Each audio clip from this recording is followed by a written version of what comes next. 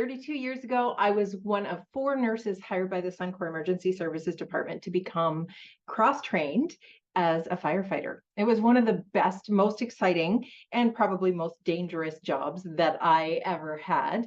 But it was so fantastic because I got to work with this incredible group of men. And it was because it was so long ago. I remember before we got there that HR actually had these meetings with the men about, okay, so you're going to be working with these women. And I don't know what the conversation was exactly, but it was on communications, how we interacted, behaviors, all of that kind of stuff. So one of my, I was on the J2 Juicers team, and it wasn't because we were healthy juicing. We liked to party and we had a lot of fun. But we had such an incredible collaborative kind of camaraderie that went on. In fact, there was lots of joking back and forth, and we kind of teased each other, and not teased in that way. We teased each other. In fact, I remember my boss saying to me, Carla, if they are teasing you and they're interacting with you, they like to make me blush because I was young and I'd like to say innocent, but just young and really very insecure was more what it was about. But they used to just do whatever they could to make me blush. So one of our night shifts, we were actually sitting around talking about, what are the kind of, I don't know, things that would upset me. They were trying to figure out what would upset me. And I said, honestly, I said, one of the words that I just cannot stand is the C word. And Clark looked at me and he goes, commitment? Men, that's what we're going to be talking about today. Commitment, and our commitments we keep to others and to ourselves.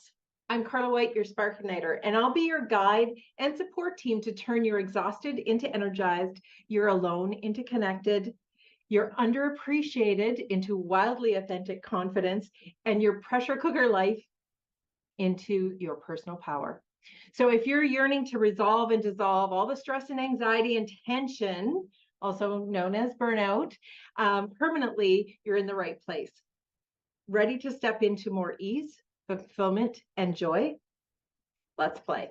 When I was taking my training to be a transformational trainer and mentor, one of the first, I think it was on the first day actually, that we had this very long list of agreements, also known as commitments, that we went through. We actually, I remember Jack taking a long time to go through all of these, and it was about our commitments for what we were going to do that week. And at the end of it, we signed it, we dated it. I think we even stood up and pledged, not allegiance, but pledged that we were going to keep these agreements or these commitments. And I thought it was a little overkill maybe, but that wasn't actually the exercise. The exercise came 3 or 4 days in when he asked us to pull out that sheet of agreement. And I think there was, I don't know, 18 or 20 of them on there. And he had us, a room of about 300 people, stand up and then sit down if we had not kept 100% of the agreements. 97% of the people sat down. There was only a handful of people left that actually kept 100% of the agreements. And it was such a big aha moment for me because I was in that place at that point where I wasn't keeping agreements to myself. I was really good at keeping agreements to everyone else, meeting everyone else's needs. But the agreements I made with myself, those agreements like, I'm going to start my diet tomorrow, or I'm going to start my diet Monday. And on Wednesday, when you blow it, that you actually restart, or you just give up and start again Monday. I was a Monday starter. And, I'm gonna lose weight and I'm going to go to the gym every day, or whatever those commitments were. Back then for me, it was a big on on the health, my physical health and losing weight. And there was a lot of things going on back then. But it was those commitments that I made to myself that I then broke. And every time I broke that commitment to myself, even though it was, I wrote it down, it was a goal, it was something that I wanted to achieve. Every time I broke that commitment, a little piece of me died inside. It was a time when I started to just believe that A, I couldn't do it, B, that I just wasn't good with discipline. All of these, the angry housewife, the inner critic came up and told myself stories about why I wasn't keeping those commitments. So really, it comes down to what I now know is that it really is all about and it's not even about the goals, because I'm a little goal resistant, partly because, I didn't reach those goals for the longest time. So I had to change the language up. And so it wasn't so much for me about reaching a goal or achieving a goal, because that started to feel a little like I was constantly trying to prove myself or improve myself. It was like this game of proving and improving was nonstop back then. So I shifted that, but I started to talk more and pay more attention to what are my dreams? What are my desires?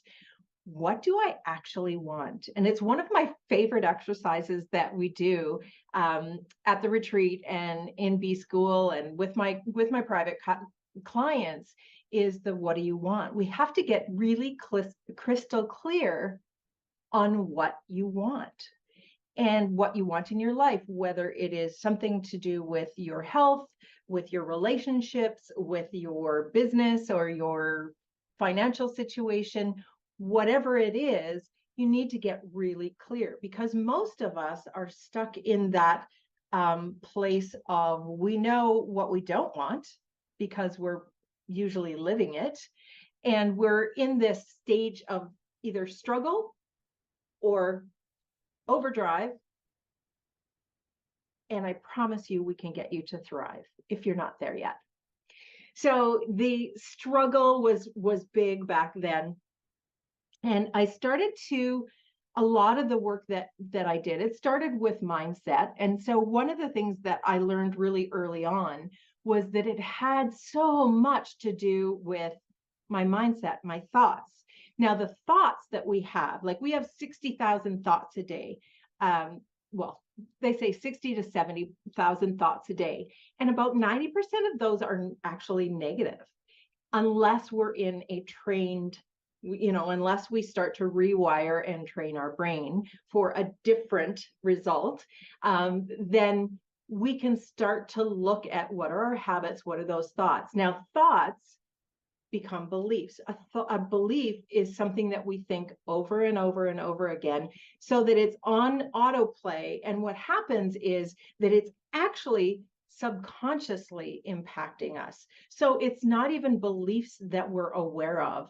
These limiting beliefs that we have going on, the programming that we've been conditioned to live in that state, that impacts our behaviors. And that impacts, more than anything, us being able to keep our commitments to ourselves. I just listened to Jenna Kutcher on the Goal Digger podcast, and she was talking about this mantra that she had. And I thought it was really powerful because she talked about these roles, or these three sort of identities that she has, like the me identity, her motherhood role, and her marriage. Those were her priorities, her commitments. And the mantra she often said was that marriage were coming before me. I don't quote me on this, but that was the gist of it, where we've all heard the, put your own oxygen mask on first. And it is this, when we start to look at, pay attention to our commitments to ourselves and focus on what we need and want, which as women, we've been both conditioned and that's what comes natural, is putting everybody else's needs ahead of our own. And I want to invite you to shift that so that you are your priority. And the commitments that you keep to yourself with however you want to be, however you want to live your life, that those come more naturally, so that there's more ease and joy and fulfillment in your life, because that's what we're all about here.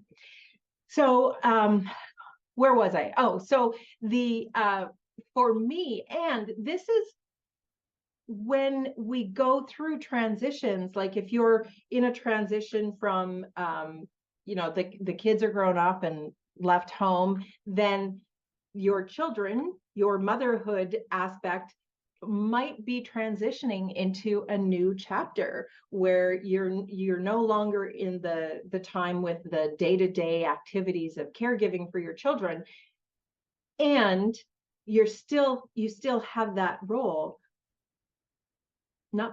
and this has freed up more time for you to focus on you, on your energy, on your goals, on your dreams. There, I said it, goals. I think it's just in there.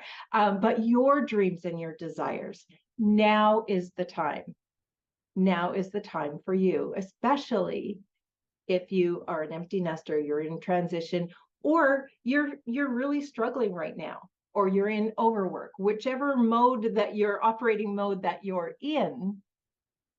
It's how do we get you into not just a survival mode, but into a thrival mode. And we do that by starting with identifying what we want, and then taking a look at the commitments that we are going to take, and deciding, who am I going to be in order to get that result? Let me check my notes. I'm just, today's a rant day. I feel like it's really just a rant day, but most people don't reach their goals or live their dream life because it's not the lack of desire. It is not the lack of desire. It is because of a lack of commitment. So Kenneth Blanchard says that when you're interested in doing something, you do it only when it's convenient or comfortable. And when you're committed to something, you accept no excuses, have no reasons. You only accept results. So if you're not getting the results that you want in your life, either in your work, in your home, in your personal life, let's talk about it. So if you are, what do I call it? Casually interested. You're either casually interested in your health, and this is where you're doing all the things. You're following you're grasping at whatever is coming at you. You're reacting to life rather than responding and creating your life. So the other thing about casual interest is you do just enough to survive, or you just do just enough to not fail at it. So you're putting that interest in. And keep in mind, none of this is meant to put you into a shame spiral or make you feel bad about yourself. These are all normal things that have happened to all of us. I was in this place of just interested. And it's the work that I've done and the mentors I've mentored with that have got me into this place of committed.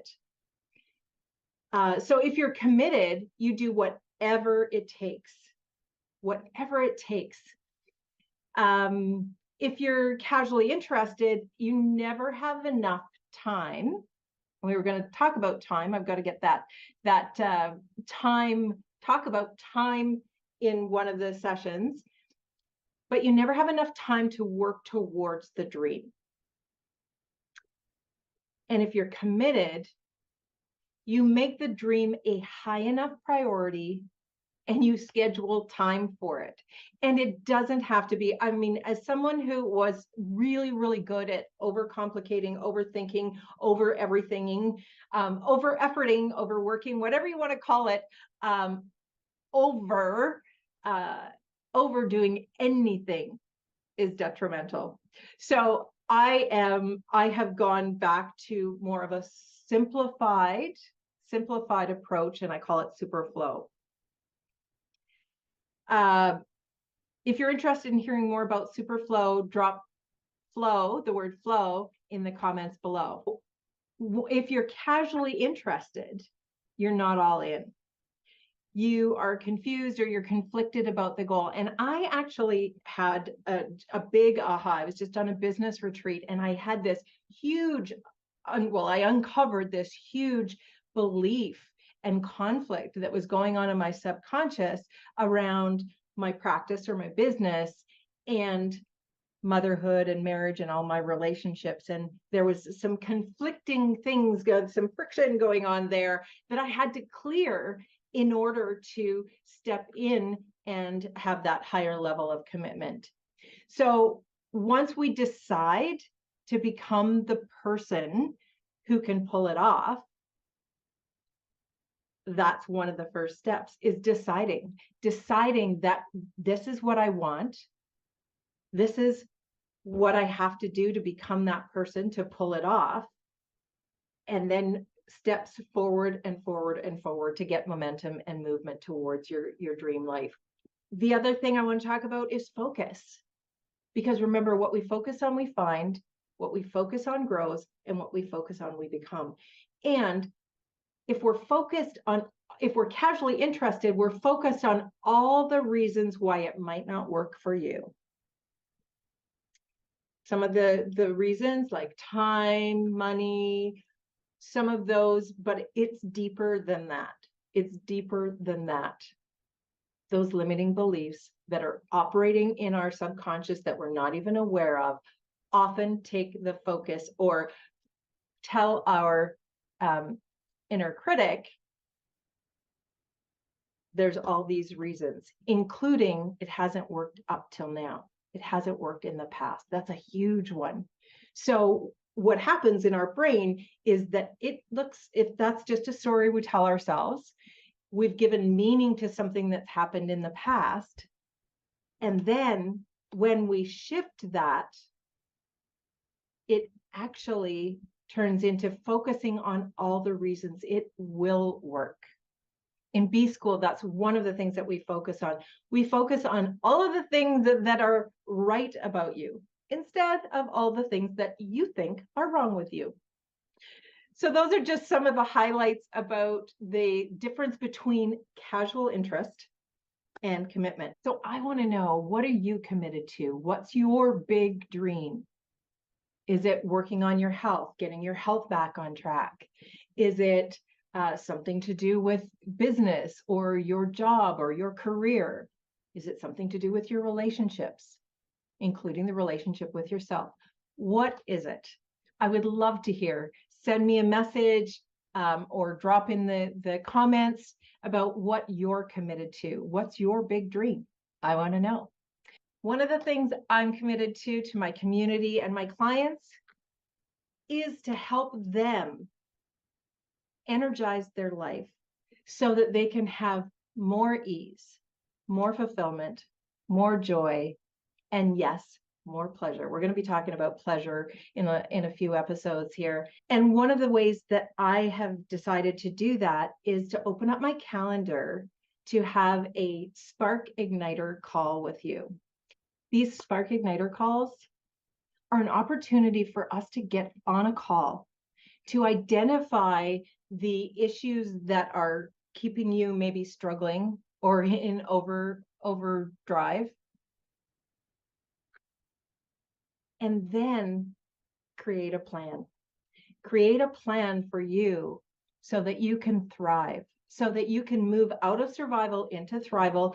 And I'll give you we'll work through to resolve and dissolve some of the tension, stress, anxiety that's going on for you. And we can identify what's not working so we can start to vision what will work, how to help you keep your accountability to yourself, keep your commitment to yourself, to reach that big dream, to get your health back on track.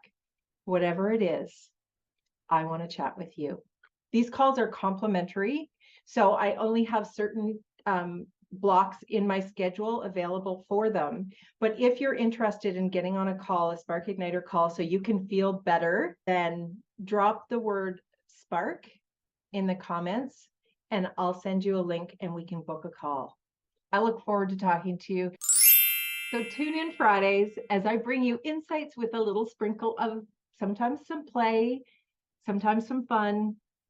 Often there's a little bit of laughter, or even if it's just a snicker or brings a smile to your face. That's all I'm determined to do. It's designed to remind you that perimenopause and menopause are just the beginning of a dazzling new chapter I'm calling Regenopause. It's time to grant yourself permission to play, to live full out, to keep your commitments to yourself. And if I can help you do that, jump on a Spark Igniter call with me and we'll talk. Please comment so I know that you're out there. And I would love if you would share this video with your gal pals who might also need to reignite their spark. And if you do, or if you have an aha that you want to share, please make sure that you put #permission to play. We'll see you next